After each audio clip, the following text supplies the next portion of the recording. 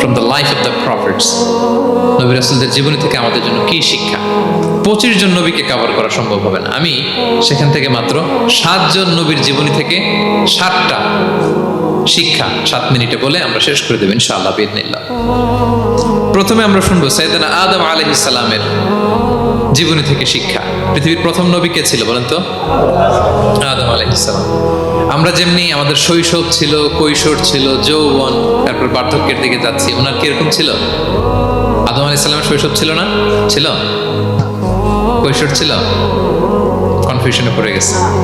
ছিল না। মজার ব্যাপার হচ্ছে ওনার শৈশব কৈশোর ছিল না, ওনাকে আল্লাহ সৃষ্টি করতে যুবক করে সৃষ্টি করছে। সুবহানাল্লাহ, তো আসতে কেন? সৃষ্টি করতেই যুবক, 60 হাত লম্বা। কয় হাত? 60 হাত লম্বা করে তৈরি করছেন আদম আলাইহিস সালামকে। আপনারাও যারা জান্নাতে যাবেন 60 হাত লম্বা হয়ে ঢুকবেন, 33 বছরের যুবক হয়ে ঢুকবেন। 80 বছর বয়সে মারা গেল, কত বছর বয়সে ঢুকবেন? গালে কোনো দাড়ি থাকবে না। এই দুনিয়ায় দাড়ি রেখে নেন, ওখানে দাড়ি ছাড়া উঠবেন একেবারে কোনো জুরদা মুর্দা। ও আপনা ও সালাসা ওয়া সালাসিন, 33 বছরের তাগড়া ইয়াং সুপারস্টার হয়ে জান্নাতে ঢুকবো আমরা। তো আদম আলাইহিস সালামকে আল্লাহ প্রথম নবী করে পৃথিবীতে পাঠালেন। ওনাকে জান্নাতে সব খাইতে বললেন যে সব খাও, একটা গাছের কাছে যেও না। কিন্তু শয়তান সে তার মিশন নিয়ে আসে। সে আদম আলাইহিস সালামকে ভুলভাল বোঝালো, আদম আর হাওয়াকে, যে একটা কাজ করো, আল্লাহ তাআলা তোমাকে না করছে কেন জানো? আল্লাহ তো চায় না তুমি জান্নাতে থাকো, আল্লাহ চায় তোমাদেরকে দুনিয়াতে পাঠাই দিবে। তো তুমি যদি ওই গাছের ফল খেয়ে ফেলো, আল্লাহ আর দুনিয়াতে পাঠাতে পারবে না। কিন্তু আল্লাহ চায় তোমাদেরকে কই পাঠাবে? কিন্তু যদি গাছের ফল খেয়ে ফেলো আর পাঠাইতে পারবে না। এজন্য আল্লাহ নিষেধ করছে গাছের ফল খায় না। চিন্তা করছেন? উল্টা, পুরো উল্টোটা বুঝাইছে। তো ভুল করে সাইয়েদনা আদম আলাইহিস সালাম হাওয়া আলাইহিস সালাম খেয়ে ফেলছেন এই ফল। খাওয়ার পরেই আল্লাহ তাআলা পাঠাই দিলেন পৃথিবীতে, যাও জমিনে যাও, এই জান্নাতে আর থাকা যাচ্ছে না। কাঁদতে আরম্ভ করলেন আদম আর হাওয়া আলাইহিস সালাম, কাঁদতে অনুতপ্ত হয়ে আল্লাহর কাছে দোয়া করলেন। তো পুরো আদম আলাইহিস সালামের জিন্দেগির সবচেয়ে বড় শিক্ষা হচ্ছে রিপেন্টেন্স, অনুতপ্ত হওয়া। কি হওয়া? অনুতপ্ত হওয়া। আমরা ভুল করব, কুল্লুকুম খাত্তাউন, আমরা সবাই পাপী। সবাই কি পাপী? কে পাপ করি না? আমরা সবাই পাপী। কিন্তু মনে রাখবেন, আমাদের পাপ যত বড় হোক, আল্লাহর রহমতের দরিয়া তার চাইতেও বড়, অনেক বড়। তিনি দয়াময়, তিনি মেহেরবান, তার দয়ার শেষ নাই, তার মায়ার শেষ নাই। তার রহমতের দরিয়া যে কত বড় আপনি কল্পনাও করতে পারবেন না। শয়তান আর আমাদের মধ্যে পার্থক্য হচ্ছে, শয়তান পাপ করে পাপে অটল থাকে, কিন্তু বিশ্বাসীরা পাপ করার সাথে সাথেই ক্ষমা চায় কার কাছে? এটা হচ্ছে আদম আলাইহিস সালামের জীবনী থেকে আমাদের জন্য সবচেয়ে বড় লেসন। সাইয়েদনা আদম আলাইহিস সালাম উনি ভুল করে যখন বুঝতে পারলেন, অনুতপ্ত হলেন, চোখের পানি ছাড়লেন। 2 ফোঁটা পানি আল্লাহর কাছে সবচাইতে প্রিয়। এক হচ্ছে জেহাদের ময়দানে মুজাহিদের গা বেয়ে ঝরে পড়া রক্তের ফোঁটা, 2 হচ্ছে অনুতপ্ত বান্দার চোখের পানির ফোঁটা। অনুতপ্ত বান্দা নিজের ভুল স্বীকার করে মাথাটা নিচু করে চোখের পানি ছেড়ে দিয়ে যখন আল্লাহর কাছে কাঁদে, তার চোখের পানি চোখ বেয়ে নাকের ডগা বেয়ে জমিনে ড্রপ করার আগেই আল্লাহ তার সব গুনাহ মাফ করে দেয়। সাইয়েদনা আদম আলাইহিস সালাম কাঁদতে আরম্ভ করলেন, কাঁদতে অনুতপ্ত হয়ে দোয়া করলেন, রব্বানা যালামনা আনফুসানা ওয়া ইল্লাম তাগফির লানা ওয়া তারহামনা লানাকুনান্না মিনাল খাসিরিন। রব্বানা, হে আমাদের রব, যালামনা আনফুসানা, আমরা আমাদের নফসের উপর জুলুম করেছি, ভুল করেছি, অন্যায় করেছি, অপরাধ করেছি। ওয়া ইল্লাম তাগফির লানা, আল্লাহ তুমি যদি ক্ষমা না করো, তুমি যদি মাফ না করো, লানাকুনান্না মিনাল খাসিরিন, আল্লাহ আমরা ধ্বংস হয়ে যাব, আমরা ক্ষতিগ্রস্ত হয়ে যাব, আমরা লুজার হয়ে যাব। এই বাক্যগুলো বলে বলে যখন আল্লাহ তাআলার কাছে দোয়া করলেন, আল্লাহর রহম হলো। আল্লাহ দয়া করে সাইয়েদনা আদম আর হাওয়া আলাইহিস সালামকে ক্ষমা করে দিলেন। ক্ষমা করে আবার জান্নাতের এন্ট্রির ঘোষণা দিলেন যে আবার দুনিয়ার জীবন শেষ করে আসো, যেখান থেকে আসছিলে আবার ওখানে ঢুকতে পারবে। তাহলে আদম আলাইহিস সালামের জীবন থেকে আমরা যে লেসনটা পাই সেটা কি ভাই? বলেন। অনুতপ্ত হওয়া, রিপেন্টেন্স। আমরাও যদি জীবনে ভুল করি, কি করবেন? ভুলের উপর অটল থাকবেন, অনড় থাকবেন, একগুঁয়ে ধরে বসে থাকবেন, সীমা লঙ্ঘন করবেন? আমরা ক্ষমা চাইব। কার কাছে ক্ষমা চাইব? ক্ষমা দেওয়ার জন্য তিনি বসে থাকেন। শেষ রাতে আল্লাহ প্রথম আসমানে চলে আসেন।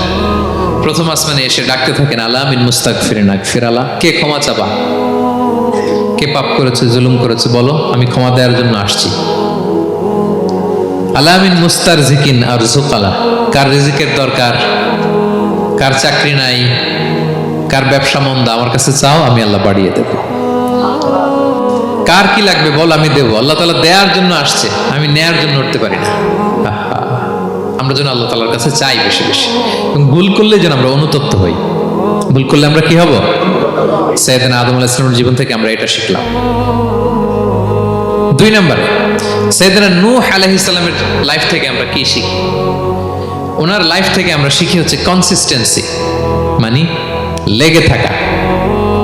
ভালো কাজের জন্য কি করা? লেগে থাকা। উনি 950 বছর দাওয়াত দিয়েছিলেন ওনার জাতিকে। কয় বছর বলেন তো? 950 বছরের দাওয়াতি কার্যক্রমের ফলে উনি ফলোয়ার জোটাইতে পারছেন কয়জন জানেন? 80 জন। কয়জন?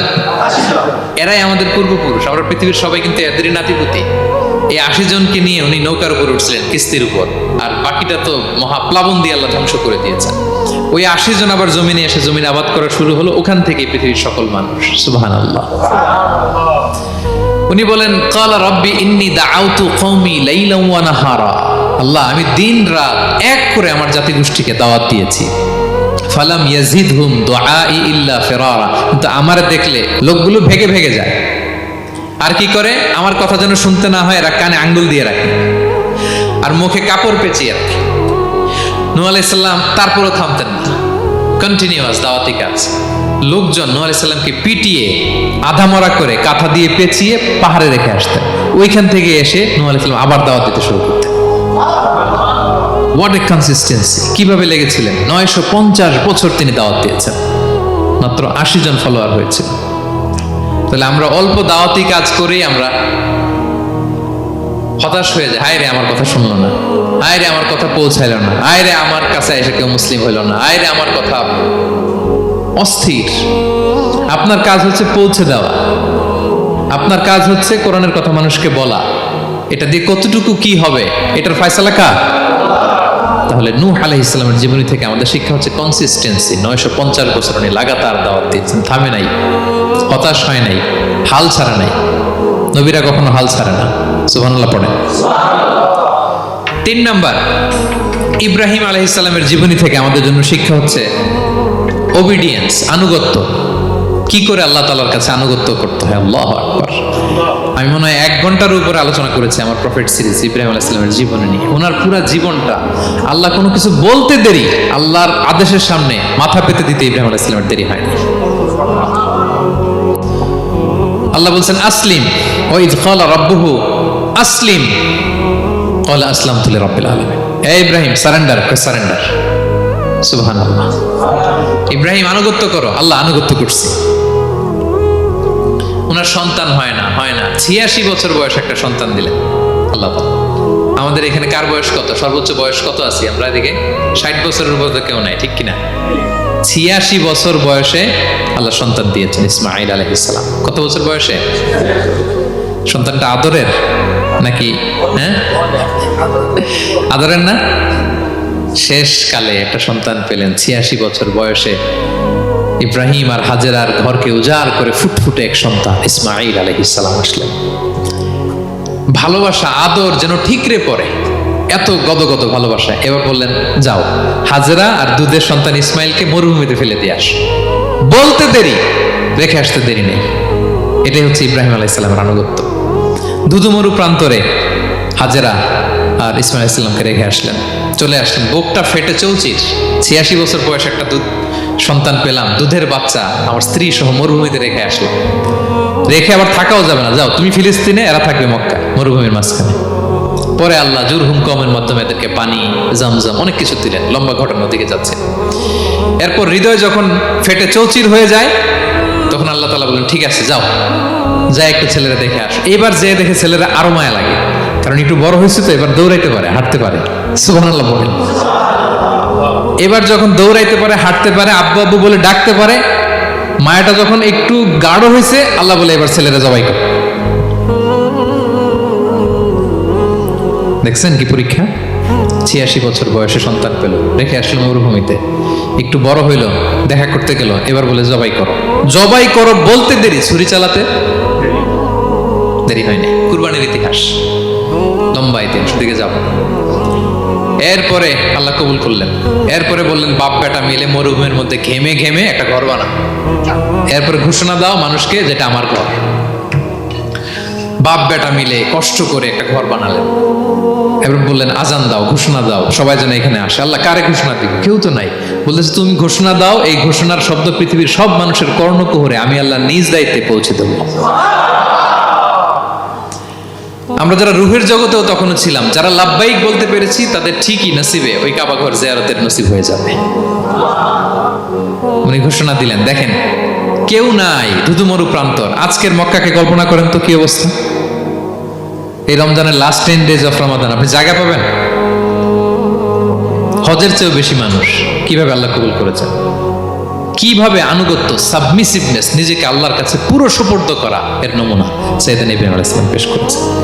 তাহলে সংক্ষিপ্ত কথা হচ্ছে, আল্লাহ নবী ইব্রাহিম আলাইহিস সালামের জীবনী থেকে আমাদের জন্য শিক্ষা হচ্ছে অবিডিয়েন্স, আনুগত্য। কিভাবে আল্লাহর আদেশের সামনে মাথা পেতে দিতে হয়। পারা যাবে তো? হ্যাঁ, ওই ইব্রাহিম আলাইহিস সালামের রক্ত আমাদের দেহে বহমান। আমরাও নবী ইব্রাহিমের উত্তরসূরি। নবী ইব্রাহিমের আলাইহিস সালামের মতো আমরাও ইসলামের জন্য জীবন বিলিয়ে দেওয়ার দরকার আছে না নাই? বলেন বলেন। শক্ত পদে আমাদেরকেও এরকম স্যাক্রিফাইসের মেন্টালিটি অর্জন করতে হবে।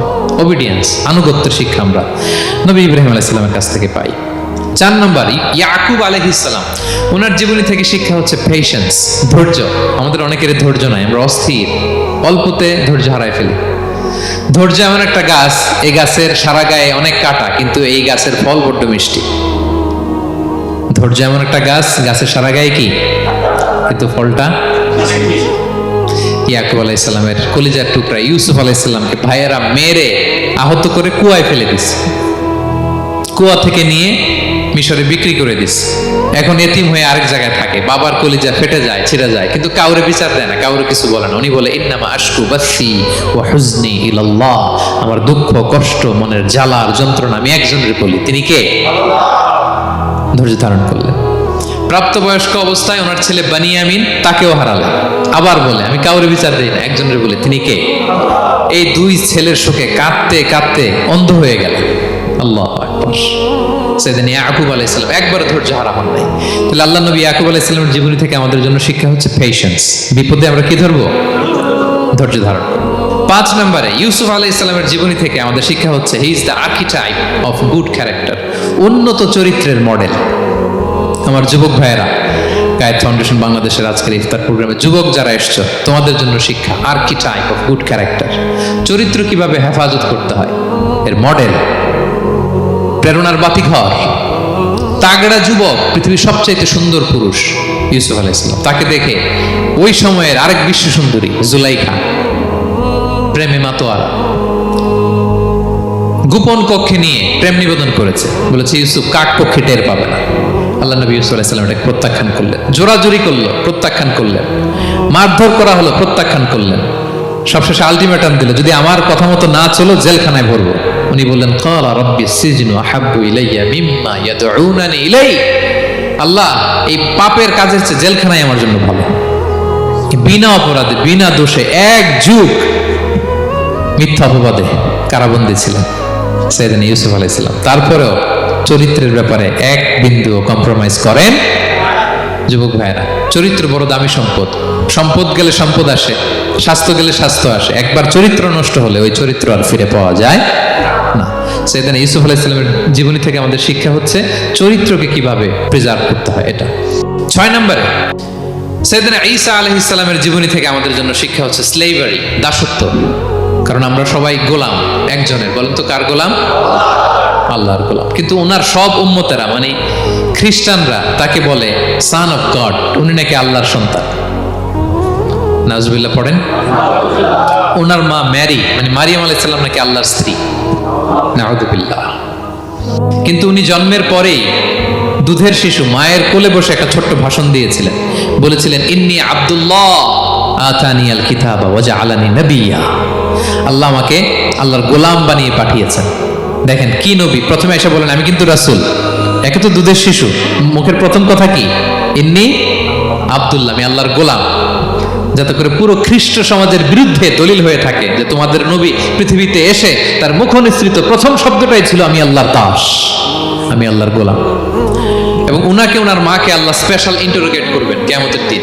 ঈসা, মারিয়াম, তোমরা কি বলে আসছিলা যে তুমি আমার বউ আর তুমি আমার সন্তান? ওনারা কাচুমাচু করে থার করে কাঁপবে আল্লাহর সামনে, কারণ এটা শিরকের প্রশ্ন। তারা বলবে আল্লাহ আমরা যদি বলতাম আপনি তো জানতেন, আপনি যা শিখিয়েছেন আমরা তাই বলেছি। আল্লাহ জানেন যে উল্টাপাল্টা কিছু বলে নাই, তারপরও কোটি কোটি মানুষের সামনে এত বিশাল জনগোষ্ঠী কেন এই নবীকে আল্লাহর সন্তান বললো? আল্লাহ তাআলা ঈসা আলাইহিস সালামকেও ছাড়বেন, জিজ্ঞেস করবেন। তিনি বলবেন আল্লাহ আমি যে তোমার গোলাম এটার দাওয়াত দিয়েছি, আর আজীবন গোলামের মতোই ছিলাম। ঈসা আলাইহিস সালাম কৃষকের সাথে, মজুরের সাথে, কুলির সাথে, ধোপাতের সাথে বন্ধুত্ব করেছিলেন। সমাজের নিচু শ্রেণীর লোকেরা ছিল তার ফলোয়ার। আল্লাহু আকবার। তাহলে সাইয়েদনা ঈসা আলাইহিস সালামের জীবনী থেকে আমরা শিখলাম আমরা সবাই আল্লাহর গোলাম, আল্লাহর দাস।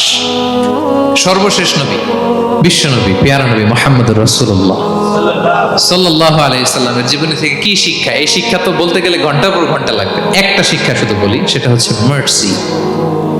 ওমা আরসালনাকা ইল্লা রাহমাতাল লিল আলামিন। I have sent you as a mercy for the entire universe. নবী হে, আমি আপনাকে গোটা বিশ্বের সবার জন্য রহমত করে প্রেরণ করেছি। তিনি মানুষের জন্য রহমত, তিনি প্রাণীর জন্য রহমত, তিনি পাখির জন্য রহমত, তিনি স্ত্রীদের জন্য রহমত, তিনি উম্মতের জন্য রহমত, তিনি তার ফলোয়ার সাহাবীদের জন্য রহমত। ঠিক কিনা? তিনি কত রহমতের নবী ছিলেন? বিষ্ণু ইসলাম কতটা রহমতের নবী ছিলেন? ছোট্ট একটা উদাহরণ দিয়ে শেষ করি। বিষ্ণু ইসলাম বলেন লিকুল্লি নাবিয়িন দাওয়া মুস্তাজাবা। আল্লাহ প্রত্যেকটা নবীকে একটা করে দোয়ায়ে মুস্তাজাবা দিয়েছেন। মানে এমন দোয়া, এই দোয়া করতে দেরি কিন্তু দোয়া কবুল হতে দেরি হয়। সব নবীকে আল্লাহ বলছেন এই নবীরা তোমাদের প্রত্যেককে একটা করে দোয়া করার সুযোগ দিলাম এই দুনিয়াতে, এবং দোয়াটা করার সাথে সাথেই কবুল করে ফেলবে। বিষ্ণু বলেন লিকুল্লি নাবিয়িন দাওয়া মুস্তাজাবা। সব নবীরা একটা করে দোয়া মুস্তাজাব পেয়েছেন, দাআউ বিহা। আর নবীরা ওই দোয়াটা দুনিয়াতেই করে ফেলছে। সব নবীর ওই স্পেশাল দোয়া যেটা করলেই কবুল, ওটা সব নবীরা কি করছে? দুনিয়াতেই করে ফেলেছে। কিন্তু বিষ্ণু নবী বলেন ওয়া ইন্নী আখতাবিউ দাওয়াতি শাফাআতান লি উম্মতি ইয়াউমাল কিয়ামা। আমি আমার সেই দোয়াটা এই দুনিয়ার বুকে অন্যান্য নবীদের মতো করি নাই। আমি আমার দোয়াটা আমার গুনাহগার উম্মতের জন্য কিয়ামতের কঠিন দিনে তারা যখন মুসিবতে পড়ে যাবে, ওই মুসিবত থেকে বাঁচার জন্য ওই দোয়াটা আমি আমার উম্মতের জন্য রেখে দিয়েছি। ওয়া ইন্নী আখতাবিউ দাওয়াতি শাফাআতান লি উম্মতি ইয়াউমাল কিয়ামা। সব নবীরা এই দোয়াটা করেছে, দুনিয়াতেই কবুল হয়ে গিয়েছে। কিন্তু বিষ্ণু বললেন আমি চাইলে এই দোয়াটা করতে পারতাম। তায়েফের ময়দানে বিষ্ণুনবী ওই দোয়া করলে বিষ্ণুনবীর গা দিয়ে রক্ত ঝরে না। কুরাইশদের সাথে বিষ্ণুনবীর 3 বছর জেল খাটা লাগে না। মদিনাতে বিষ্ণুনবী অনেক না খেয়েছিলেন, পেটে পাথর বেঁধেছিলেন। দোয়া করলে জান্নাত থেকে খাবারের বস্তা চলে আসতো, মুহূর্তেই কবুল। জীবনের কোনো কঠিন পরিস্থিতিতে বিষ্ণুনবী এই দোয়াটা করেনি। বিষ্ণু বলেন আমি আমার এই দোয়াটা স্পেশালি আমার গুনাহগার উম্মতের জন্য রেখে দিয়েছি। কিয়ামতের কঠিন ময়দানে আমার গুনাহগার উম্মত যখন বিপদে পড়ে যাবে, তাদেরকে ওই বিপদ থেকে বাঁচানোর জন্য ওই দোয়াটা আমি প্রিজার্ভ করে দিয়েছি। বিষ্ণু ইসলাম আমার জন্য এই দোয়াটা রেখে দিয়েছে। প্রিয় ভাইয়েরা, এই দোয়াটা আপনার জন্য রেখে দিয়েছেন। বিষ্ণুনবী দোয়াটা আমাদের জন্য রেখে দিয়েছেন। চাইলে এই দুনিয়াতে এই দোয়াটা করতে পারতেন, করেন নাই। সব নবীরা করে ফেলেছেন। এজন্য বিষ্ণুনবীকে বলা হয়েছে ওমা আরসালনাকা ইল্লা রাহমাতাল লিল আলামিন। নবী হে, I have sent you as a mercy for the entire universe. গোটা বিশ্বের জন্য আপনাকে আমি রহমত করে প্রেরণ করেছি। আপনি রহমতের নবী, আপনি দয়ার নবী, মায়ার নবী।